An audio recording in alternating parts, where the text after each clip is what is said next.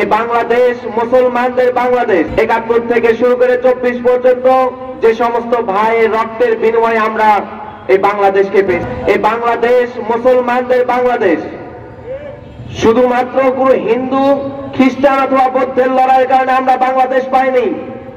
ফয়েজে আন্দোলন, তিতুমিরের বাঁশের কেল্লা, ৭১ কিংবা ৫২ ভাষা আন্দোলন, ২৪-এর যে কোনো আন্দোলন আমরা মুসলমানদের অবদান ছিল 100-100।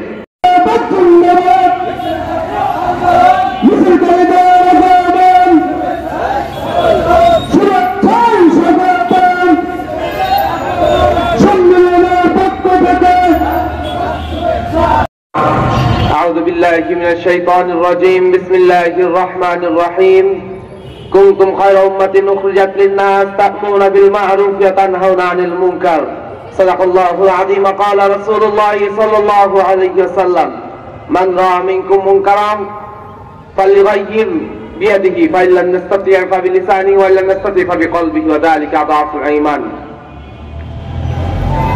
ইনসাফ ভিত্তিক কল্যাণ রাষ্ট্র, ইসলাম ভিত্তিক কল্যাণ রাষ্ট্র প্রতিষ্ঠা, বৈষম্যমুক্ত বাংলাদেশ বিনির্মাণে ইসলামী একমাত্র পন্থা, এই প্রতিবাদকে সামনে রেখে চলছে ইসলামী ছাত্র আন্দোলন বাংলাদেশ বগুড়া জেলা শাখার জেলা সম্মেলন। জেলা সম্মেলনের শুরুতেই আমি স্মরণ করতে চাচ্ছি ৭১ থেকে শুরু করে ২৪ পর্যন্ত যে সমস্ত ভাইয়ের রক্তের বিনিময়ে আমরা এই বাংলাদেশকে পেয়েছি, সেই সমস্ত ভাইয়ের ভূমিকা ছাড়াই অল্প সময় আমি একটা কথা বলতে চাই। এই বাংলাদেশ মুসলমানদের বাংলাদেশ। শুধুমাত্র কোনো হিন্দু, খ্রিস্টান অথবা বৌদ্ধের লড়াইয়ের কারণে আমরা বাংলাদেশ পাইনি। ফয়েজে আন্দোলন, তিতুমিরের বাঁশের কেল্লা, ৭১ কিংবা ৫২ ভাষা আন্দোলন, ২৪-এর যে কোনো আন্দোলন আমরা মুসলমানদের অবদান ছিল 100-100।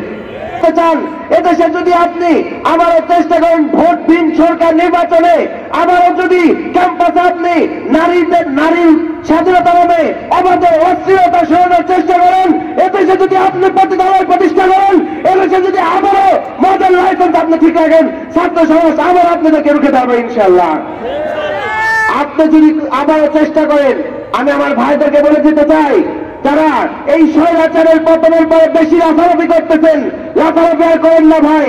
আপনার মতো লাফালাফি ব্রিটিশেরা করেছিল, আপনার মতো লাফালাফি পাকিস্তানেরা করেছিল, আপনার মতো লাফালাফি ৭৫ আগে শেখ মুজিব করেছিল, ২৪-এ শেখ হাসিনা করেছিল। এখন যদি আপনারা লাফালাফি করেন, শেখ মুজিবের মতো পরিণতি আপনার হবে, শেখ হাসিনার মতন দেশ ছাড়তে আপনার বাধ্য হতে হবে।